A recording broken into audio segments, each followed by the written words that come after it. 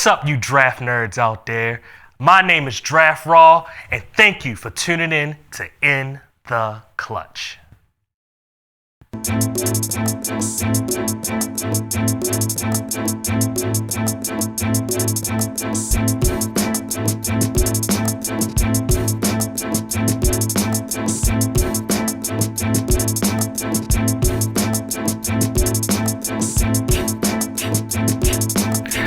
What's up, guys? Welcome once again. You already saw the intro, but I gotta say welcome once again. This is In the Clutch, and I am your host, Draft Raw. And in this video, we're gonna talk about the top offensive tackle prospects of the 2021 draft. So let's just get into it with the number one prospect that everybody knows, Penei Sewell. It's pretty obvious he's number one. I watched him last year when I was taking a look at Shane Lumino that played at Oregon as well. He played the left guard position, so it was actually easy to watch Penei Sewell when he was playing the left tackle position. You can just see it, the athleticism, the physicality, just the energy that he brought as an offensive tackle, and it was just absolutely amazing. And the greatest thing about it is that he was only 19 years old when he did it. 19, 2 years out of high school, and he was throwing guys around. He was moving like his hair was on fire. It was absolutely wonderful to watch. It was one of the most funnest watching videos. Funnest is not even a word, but you know what I mean. It was one of the most fun watch videos that you could see when it comes to an offensive line prospect. But anyway, when it comes down to it, my number two guy, right? Because I didn't want to talk about Sewell that much. Rashawn Slater, and he's been a consensus number two anyway. Rashawn is a quick and athletic offensive tackle, physical and run block, smooth and pass block, adjusts the stunt well. I'll be honest with you, you can make an argument that he is the best offensive tackle in this draft class. Maybe it's not Penei Sewell.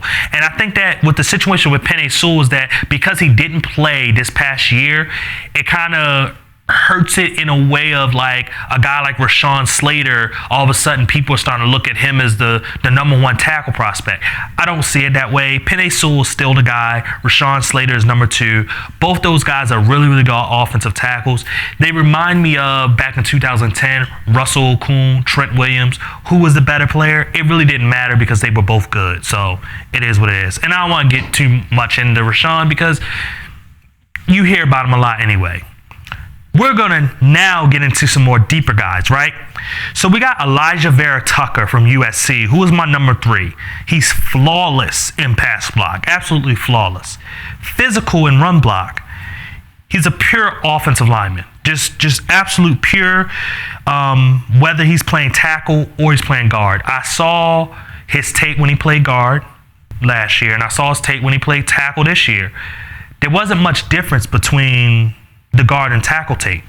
Smooth in pass block. I mean, flawless in pass block. Physical in the run block. It was, I can't nitpick. He's a knee bender. He's not a waist bender. Like it's so much stuff that he does right that the reason why I have him as number three is because his just natural skill set. The only problem that's going to come up, and there's one thing that you didn't know while watching tape. He has the shortest arms of all of the players, all of the offensive tackles that I'm going to talk about today.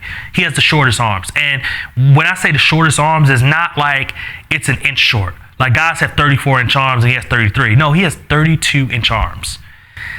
That is not really prototypical for an offensive tackle, especially a left tackle.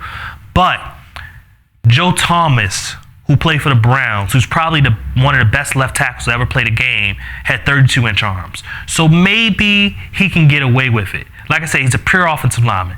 If he doesn't work at tackle, he's going to work at guard because he just knows how to play the offensive line position. Next, we're going to talk about my number four guy. Sorry, I put up three. Number four guy, and that is Sam Cosby from Texas. Very strong, solid pass blocker, and very fundamentally sound. You're going to see a theme here, right? This is a guy that in everything that he did, even if he's not the most athletic player that you're going to see, he had great technique. It was always great technique. His pass blocks looked the same. Him run blocking looked the same. Nothing looked different. It was always just fundamentally sound all the way to the T. This offensive tackle draft, just period, the whole draft, it's pretty darn good. And I think it's good for at least the guys I feel as though in the top 5. After about the top 6 or 7 guys, to me it starts to get a little bit kind of cruddy, but it's still some very promising type of prospects. Sam Cosby is just one of those guys that it's just effortless with him. And I think that when it comes to Sewell and Slater and Tucker and Cosby, those 4, to me, I would literally put first-round grades on. And there's only one other guy that I will put a first-round grade on, and that is Michigan's Jalen Mayfield. And he's my 5th guy. Notice I didn't name one of the more consensus guys. Notice that. And we're going to get into him later. But Jalen Mayfield is probably this year's Jedrick Willis. And what I mean is that he played right tackle, but he's probably good enough to be a left tackle. He's so good. It's same thing with Cosby. It's just fundamentally sound. Pure offensive lineman like a Vera Tucker. All of these guys, even if they don't have the greatest athleticism. Like the athletic guys is you got the Penei Sewells and Rashawn Slater. But those other 3 guys I just named, you got just fundamental guys. And they play the position well. And they're honestly, to me, are purely the best offensive tackles, maybe even best offensive linemen in this draft, because I watched some other guys too. And it's not that great when it comes to the entire offensive line. But offensive tackle, these guys, those top 5, they're set in stone for me. Now, my 6th ranked guy is probably go in the first round, and I don't see it, but to me, he still is a good offensive tackle. I could still say that even though I don't think he's a first rounder, he's going to get chosen the first rounder. And if I was a team that needed a tackle and all the other 5 were gone and I really needed him, I would be okay with picking him in the first round. And that's Christian Darrisaw from Virginia Tech. If you study the draft a little bit, then you've heard this name before. He's a great run blocker. He blocks in space really, really well. The thing he will struggle with is speed and quickness, and that's going to be a big thing for him because he's got the strength to really throw guys around and be very physical with them and everything, but the speed, his feet, he just needs to get better in his technique. It's not that he doesn't have the feet to be in a left tackle. He just needs to get better in the techniques that he uses to not get beat with the speed and quickness that he does get beat with often. So anyway, I'm going to try to run through a lot of these guys' names, give a little bit here or there, but not give too much. Just give good, solid information about some of these other players. One is, first one we're going to talk about, it's Tevin Jenkins from Oklahoma State. I'm not as high on him as PFF is, Pro Football Focus, but what I saw was he's strong.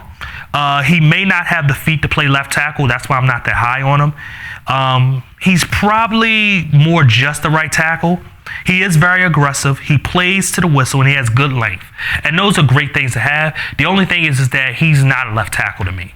He's just not. He's going to have to either go into guard or play right tackle. That's how I feel about him. But I still think that he's one of the better prospects in this draft class. Another guy is Deontay Smith, who played at East Carolina University. Deontay, there's really no tape only except for the Senior Bowl. So what I saw from him is solid feet, solid strength. Will pretty much make an excellent right tackle. Serviceable left tackle. There's some things that he needs to work on technique-wise and he needs to get stronger at to be a left tackle, but a right tackle where he doesn't have to go against what's usually considered the better pass rushers, that's the perfect position for him.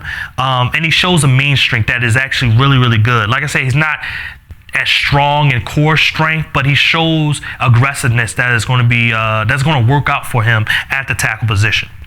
Next guy we're going to talk about is Alex Leatherwood, offensive tackle from Alabama. He looks like a left tackle. Like when he comes off the bus, he looks like a left tackle. You say, hey, oh, that's a left tackle right there. Like he just looks like it. Problem is, he needs to fine-tuning on his pass blocking technique. And sometimes I question his passion for football because it seems like he doesn't want to be aggressive even with the type of size that he has. I don't know what it is about him. I just don't like him. And I thought that I would like him when I saw him, because I remember last year they were talking about him and how, if he would have came out, he probably would have been a first rounder, and how good of a player he is. And Jedrick Wells, who I said earlier, he's a top 10 pick, and he played right tackle and is playing left tackle in the NFL. Well, Alex Leatherwood was the left tackle at Alabama, the reason why Jedrick wasn't playing left tackle. And it's kind of crazy that him being a left tackle, he's actually a worse player than Jedrick Wells. And he was playing the right tackle for whatever reason, but I don't get it. But it is what it is. I do not like Alex Leatherwood. I would probably take a flyer on him in a third, but definitely, to me, is a fourth-round prospect. Next, we're going to talk about is Jackson Carman from Clemson. Waistbender. Trash. Waistbenders, it doesn't work out. Probably needs to play guard. You need to be a knee bender as an offense tackle, just to put that out there. Will probably make an elite guard in the NFL. Athletic. He's athletic enough to block in space. So there's the athleticism that is there, but he cannot be a waistbender no more. That's going to really just destroy him. And to me, he has sloppy footwork. He talked to Pro Football Focus, and he told them that a lot of teams view him as a tackle and view him as a left tackle. Maybe they think because of his athleticism, they could turn him into a serviceable left tackle in this league. I just don't see it. I think he's a strictly guard. I think that he would make a great guard in this league, but he still does have to improve in being a blocker, because no matter what position you play in the NFL as an offensive lineman, you cannot be a waistbender. You have to bend your knees and be in your pro sets. You just have to, because it's leverage. When it comes down to it, when you waist bend, you take leverage away. When you can sit back, bend your knees, and block, you got all the leverage in the world. So, next we're going to talk about is Liameisenberg, offensive tackle from Notre Dame. Very talented. Will need work with his technique, but has the tools to be a good pass blocker. Can reach when feel beaten, and will struggle with strength sometimes, and he's a pretty okay run blocker. To me, he's one of those guys that he's going to need work on his technique, right? But he has a skill set that I think is better than Jackson Carman, to a point where he's not a waist bender. He's a knee bender, and he actually looks pretty good. He's pretty solid. Most Notre Dame offensive linemen usually are pretty solid players. What we've seen over the years, from like a Ronnie Stanley to a Quentin Nelson to a Mike McGlinchey. Like, we've seen even a Zach Martin, even a Nick Martin. All of these guys have been really, really solid, and he's one of those guys that's been solid.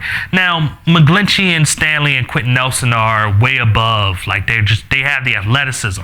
But Liam has good, solid technique and ability, and he's really, really talented enough to being a left tackle in this league. It may take him a year or two, but he has something about him that, with good coaching, like I said, he's going to be really good. Next we're going to talk about is Walker Little from Stanford. Injury prone. He hasn't played a lot of games. He's played one game in the last 2 years. He didn't play this past year, and he played one game last year in the 2019 season. And then the 2020 season, he played no game. So it's a situation where, he needs to play. He needs to be available. But I can say this.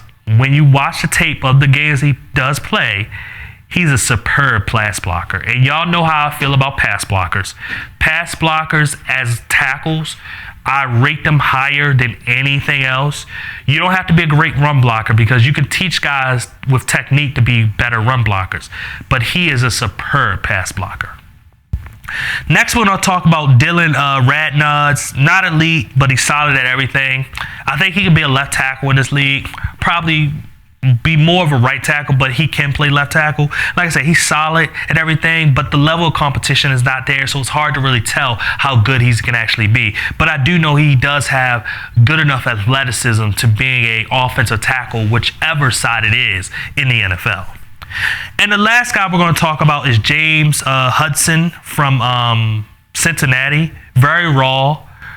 He reaches a lot when he blocks, and he's a waist bender, so right there, it's done. Won't get beat on a speed rush, right? Like, won't get beat on a speed rush at all, but will get beat with quickness and power, and that actually comes with him reaching a lot. He'll reach, and then someone will hit a quick swing move, and then they'll be inside, and they'll get into the quarterback, and it's like, dude, what were you doing? And when it comes to power, like I said, that's the waist bending situation. When you bend your waist, you create no leverage, you create no base, no solid foundation for you to block. And when someone bull rushes you and you're waist bending, you also get beat with quickness like that too. You tend to just get pushed back, and then all of a sudden, the defender is in your quarterback's lap, and you look like an idiot. So anyway, but that was the last guy on this list. Wait to the end of the video. I have a special message for y'all and some more information about me, Draft Raw, and where you can follow me. So, peace. Thank you once again for tuning in to In the Clutch. Once again, my name is Draft Raw, and if you want to see more videos from me, then you can subscribe to my YouTube channel at Draft Raw. And if you want to hear more from me, then you can follow me on Twitter, Facebook, or Instagram at the same name, Draft Raw. Once again, thank you. I'll see you next time.